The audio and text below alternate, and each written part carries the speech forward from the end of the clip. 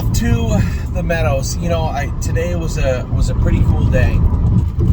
I got to it just seems like it's go, and then you never really get a chance to just absorb what's going on and relax. That's the game. That's the business we're in. We work hard all year long for this very short period of time, at least on the 2-year-old side of things. And it's tough sometimes to take a deep breath and enjoy it. Like last night, we had a tremendous night at the barn. We didn't make $1 million, obviously. We didn't, we're coming off a third in the adios, so we've had big races, and we're going to have more big races as the year goes on. But just to have a run-of-the-mill, go to work, and have a good night, it's important too. I worked the last 2 days to try and move my schedule around. I told you guys last night to try and move my schedule around so I can go to Michigan. Now, it's a pain in the butt, but as I learned more about where the fair was, it's a bit of a vacation spot, I guess. I don't know if vacation is the word, but I was talking to Ronnie Wren yesterday, and he said, his in-laws have a cottage just down the road from Ludington. And I said it's a beautiful area. So I was trying to talk my wife into, and Amy too. I feel so bad for her this summer. It's not that she's having a bad summer, but it's different, right? She's with Ollie and Ava and Addie for I try to take the girls when I can, but for most of the summer, it's baseball and traveling around with the kids, which is fine. But when you're geared towards the same rat race that I'm in, now you can imagine if you said, all right, Anthony, I want you to stop what you're doing, and you're just going to work in a library now. I would literally go insane in a matter of moments. And that's what Amy every day, go. And now it's, all right, take a breath. We're just going to drop the kids off at camp, and you can swing by the barn and see how everybody's doing. And it's a transition, which sounds nice, but for somebody who's used to going nonstop, it's not. It's very frustrating. So my life itself is our life.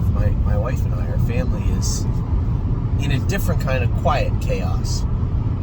Everything is fine. Everything's good. But I said to my wife, Ollie's going to grow up one day and realize the sacrifices that the rest of his family, not Amy and I, that's our job, but the girls also made to make sure that, he got a chance to have the most fun he could in a summer. So that's what Amy's trying to do is level the playing field, right? Make sure the girls get to go to camp, or make sure Ava's doing what she wants to do. And I think this weekend will be a lot of fun for us, if I can. Now, I have to call James, and I have to make sure he's going to take Chicago Hall. He has 2 in there. I assume he is. If he's not, it'll all be for nothing, because I will go drive Chicago Hall. But as of right now, I'm not going to be in Kentucky unless Scott picks off a bunch of our horses, which I don't think he will. I moved around a lot around, as you can see, to make sure that I get a chance to go. And it's certainly not about the money. Horse racing I don't even know what he's racing for, but not a lot. I moved it around so that, we can polish up some of those rough edges of the stable, right? And there's few more frustrating points in the barn right now than Mountaineer Prince. Win, lose, or draw, regardless of the money, there's the way he's performing in racing is unacceptable. And I want to know why. So that is an important question for me to answer, right? An itch that I have to scratch. And if it's going to be fun and the family would like to go, well, that's great for us too. We're in a business where we forget about the little things sometimes. I went down to Kentucky last week, and obviously I'm, again, trying to stay focused on our horses, and I'll have people come up to me that don't know me. I don't know them. I shouldn't say I don't know them. They apparently know me from watching these videos. I forget how many people actually watch what we do that aren't necessarily our clients. And there's nothing wrong with that. I'm a pretty public person, and I enjoy it. Right? I enjoy the fact that I can share my life with everybody else, and they can get some enjoyment out of that, or some happiness out of that. And you have no idea how many people. I'll be going to just a weird place. It was in Kentucky the other day, and this young man come up to me. He couldn't have been any more than 25 or 30 years old. He walked right up and he said, I was so sad that Ollie got beat. His team got beat in extra innings. Yeah? And now I'm trying to think, where do I know this gentleman from? I can't place him. He goes, you don't know me. He said, I follow everything you guys do. He said, we all do. All my friends and I follow everything you guys do, and it's amazing. And so happy the horses are racing good, and happy that Eric has the horses here. And he said, I wish you guys all the luck in the summer, which was so cool. So nice. You have no idea people that come up to me and talk to me about Oliver's Space. But case in point, I was sitting in the kitchen at the Meadows. I'm not going to name names, but a pretty prominent horseman come up to me, and he sat down, and he started telling me the story of how he missed his son, one of his son's best baseball games, and an important part in his baseball career, so to speak, because he was racing a horse in the Meadowlands. And I could tell it bothered him to this day, and I think he said it would bother him forever. And I remembered my father saying to me, not that long ago, less than a decade ago. So I'm a grown man now, obviously at the time. And my father said to me, I regret not being at more of your baseball games. Now, for the gentleman who missed, and you know who you are, who missed your son playing baseball, I will tell you this. When my father said that to me, it never once dawned on me that he wasn't there. It never once dawned on me that he wasn't present. I don't ever remember him missing a game, even though I know he did, right? I know it bothered him. Because I think later on in life, it settles in that your dad can't always be there. Looking back on my childhood, I had a great respect for my father, not because he was a fireman or a policeman, but because how hard he had to work and hustle to make sure that he was able to raise his family. And that's why he wasn't at a game, and I never noticed he wasn't there. And I know it bothered him, and that bothers me, and it'll bother me till the day he dies. And I'm sure when he passes away and his funeral's there, I will speak at it. That will be the story that I tell. So, for the horseman out there that you missed your son's game, he knew you were there. Although you weren't, he knew why you weren't. And I'm sure he respects you for it.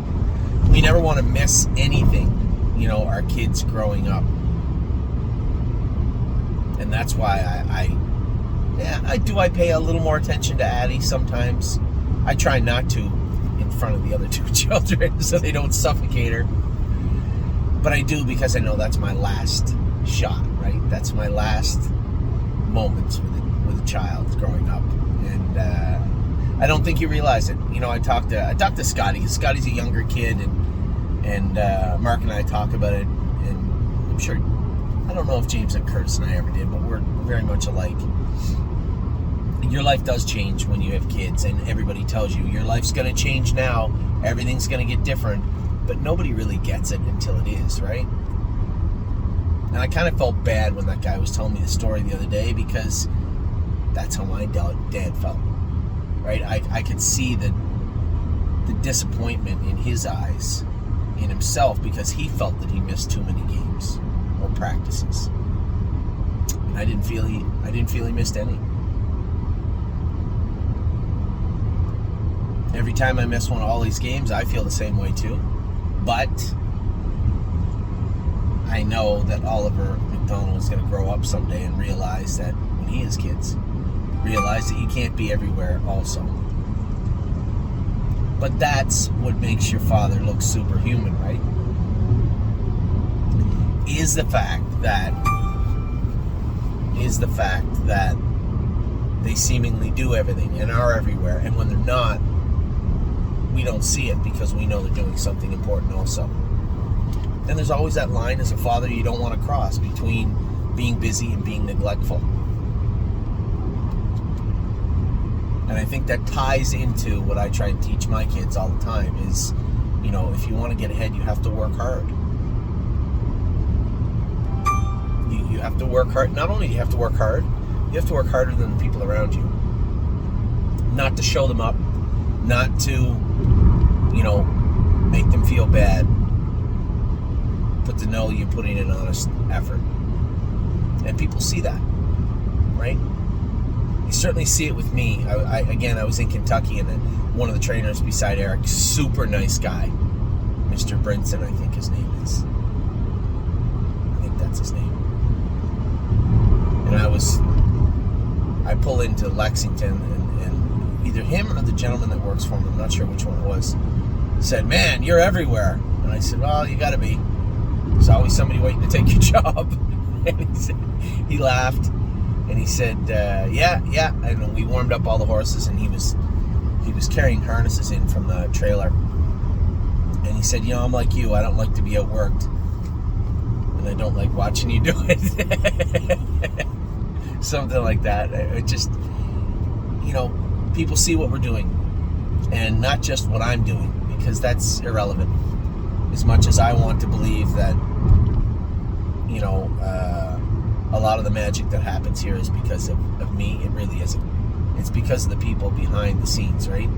The Jasons, and the Laurens, and the Harrys, and the, Nellies, Emilys, Dominics, and most definitely the Amys.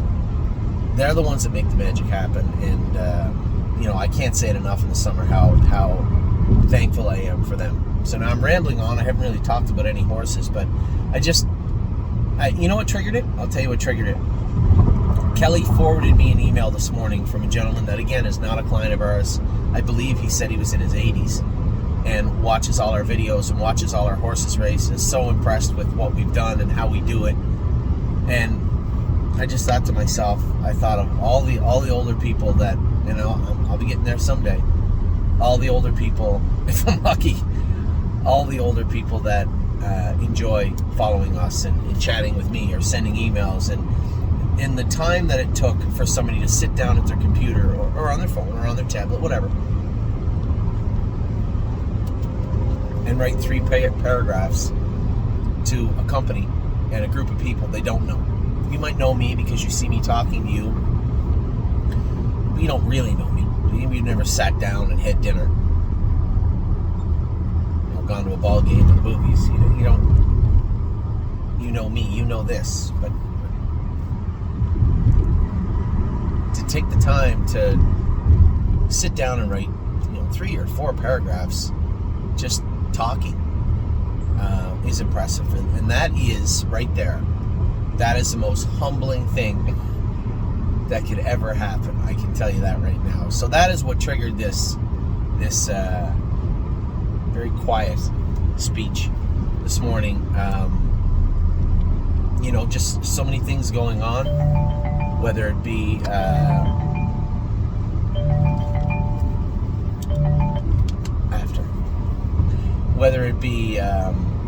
the way the horses are racing, or the way the babies are showing up, or the comments or emails, or just conversations in a kitchen. It's just so lucky. I feel so lucky to be a part of the stable and a part of your lives. So for everybody out there, I also always say that, thank you for allowing us to train your horses, but thank you for being a part of my life. To have a gentleman that I've never met in my life come up to me in another state and tell me, he was so sad to see that my son lost an extra innings. Or gentlemen say, take note that I'm in Kentucky when he knows I was in Ontario the night before because he watches what I do. Or another gentleman, share a story that's obviously a sore spot still in his life about missing a ball game of his son's. It means a lot that I get to be a part of so many lives. So with that, a lot to talk about, talking about a lot of nothing, really. I'll talk to you in a minute. I did want to talk about quickly about what how last night went. I know I had spoke to everybody just briefly about what my take on last night's races were, but just a quick run through. You know, the way that most everybody raced last night. We're getting Kings County, for those of you who don't know, is now on his way to Minnesota, where he's going to race under Bob and Nick Lems for the last few weeks, last 6-7 weeks, I guess 6 weeks of the Minnesota meet. I kind of feel bad that I hadn't had them something all along, but it just didn't work out. But the timing was right this week, so Minnesota is where Kings County is going to call home for the next little bit. The Illinois horses will be heading to Illinois today or tomorrow. Allie's Got Grit was tremendous last night. You know, I had this conversation with my wife. She said, Anthony, he was third, beat half a length in 2-1. I said, well, honey, it was a half-mile track, which he'll never race on again. Yes, I had hold him together a little bit, but the fact that he wanted to do his work and he finished up so strong the last 100 yards was impressive. I was happy with him. We had the veterinarian go over him, and Dr. Katie went over him, and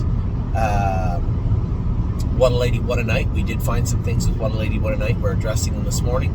Unfortunately, I guess not unfortunately, she will be going on the LASEX program when she gets to Illinois. I'll be talking to Jim Eaton today about that. I'm going to make sure I send a bike in with her also, with both of them also. So I'm happy that those two horses look good. A number of people ask me, are you going to drive them in Illinois their first start? If I can, I will. I know it's August 9th. I know we have some other things on the go that day and that week. But if I can find my way out there, I don't know if it's at Du Quoin or if it's at Springfield. I know it's not at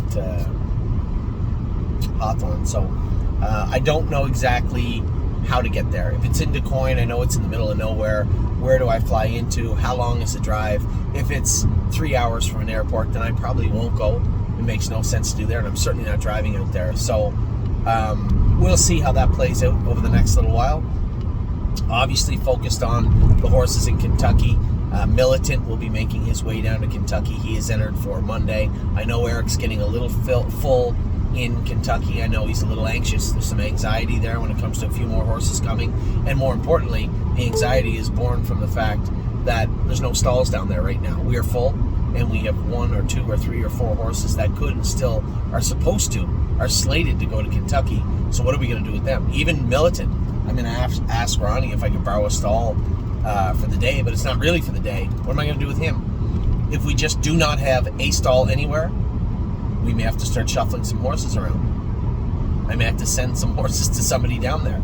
I do want to race Militant in that bottom class. I think he proved last night he belongs down there. So how does that look? How do we deal with that? That's what I'm going to be dealing with today, the stall situation in Kentucky. So a lot of stuff has to go right today. I'm going to tell you how I hope and believe the day and the weeks will go. Obviously, we have our horses today. I want to have a good day at the track today. I'm going to be at the Meadows tomorrow night.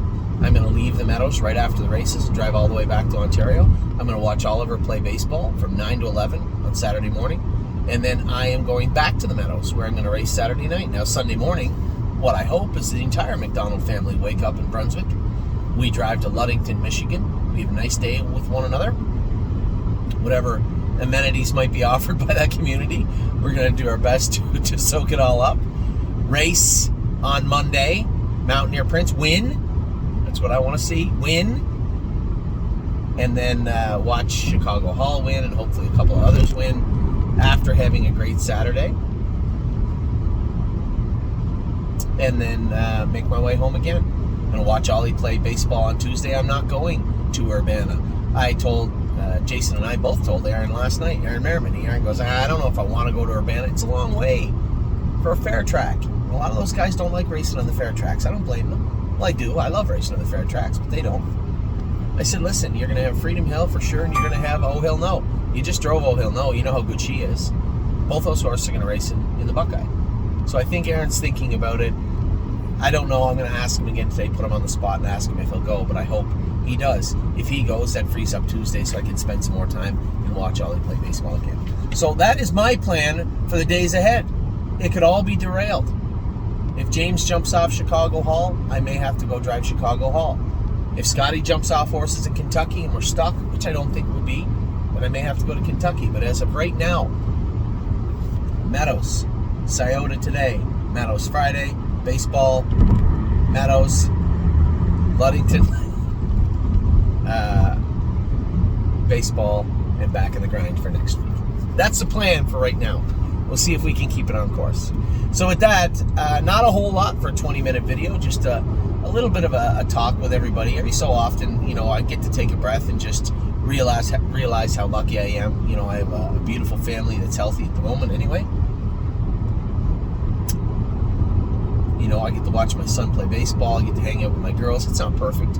We're separated right now because of what is going on with Ollie's baseball and me racing over here. I get that. It's not the end of the world. We got great clients, and I get to be a part of hundreds of lives, which is really, really cool. Really cool. So with that, I'm going to let you go. I'm going to sign off for the afternoon at least. I'll probably be back later on. I'll give you a little update on how Hopes and Serious Dragon raced on my way down to, maybe I'll wait. Maybe I'll wait and watch Howling in the Clouds and Lonely Lakewood and then give you an update. I haven't made my mind up yet, but we'll give you updates throughout the day. We have horses racing here. We have horses racing in Scioto and in Ontario. But it all starts at 1:30 this afternoon. So take care. Maybe take stock of your own life, how lucky you are on a beautiful day wherever you might be. Amy said it's a little overcast in Ontario. It is not overcast here.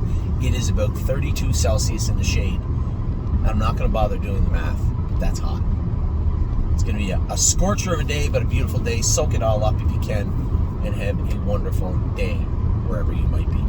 Take care.